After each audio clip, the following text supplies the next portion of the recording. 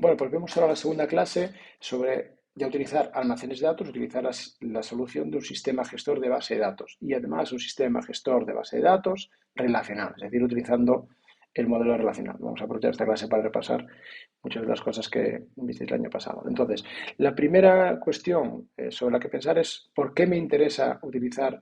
Voy a hablar de una base de datos o un sistema gestor de base de datos. ¿Vale? ¿Por qué me interesa utilizar MySQL o MariaDB o Postgres o Oracle o MySQL Server como almacén de datos de mi aplicación?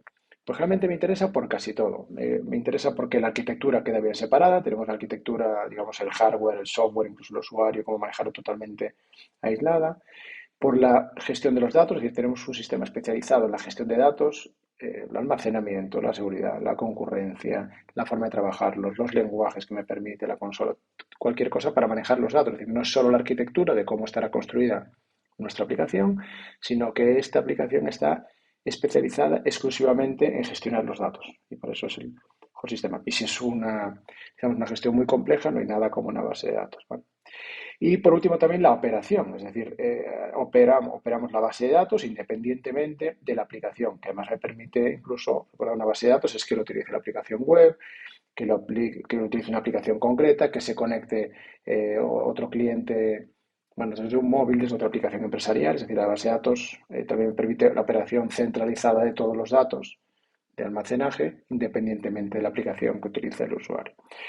Eso generalmente suele ser a un coste tanto de rendimiento, de acceso a los datos, muchas veces, depende también cómo, y de gestión de un sistema extra. A veces la complejidad de la gestión no compensa por lo sencillo manejo de los datos. Es decir, siempre va a haber un equilibrio entre la complejidad de la gestión de los datos y si nos compensa o no utilizar un sistema de gestor. Por eso en las aplicaciones web, sobre todo, más sencillas, a veces no, bueno, cada vez utilizan más otro tipo de sistemas más sencillos, digamos, ¿vale? Pero por las características de la aplicación. Bueno, aquí lo que buscamos también es utilizarlo, bueno, está así descrito en el currículum y para que lo veamos porque es el sistema más potente, por decirlo así, permitiría aplicaciones muy complejas.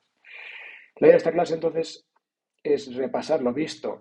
Os pongo ahí el enlace al módulo del año pasado, repasar varias cosas. Lo primero, el diseño de base de datos, diseño conceptual, lógico y físico. Sobre eso os voy a proponer un ejercicio para trabajar sobre esta aplicación de gestión de viajeros o de viajes, perdón.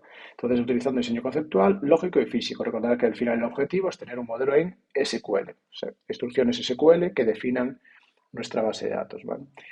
Vamos a utilizar para ello y para toda la gestión del almacén de datos es el lenguaje NDL, recordar Data Description Language, es decir, lenguaje de creación de datos, que lo que nos permite es describir la estructura o el esquema de la base de datos. El diseño físico está en SQL, es decir, un conjunto de estructuras de objetos SQL que se van creando. Lo típico es crear una tabla, los objetos SQL que definen, digamos, nuestro almacén. ¿Vale? Entonces, eso es un SQL.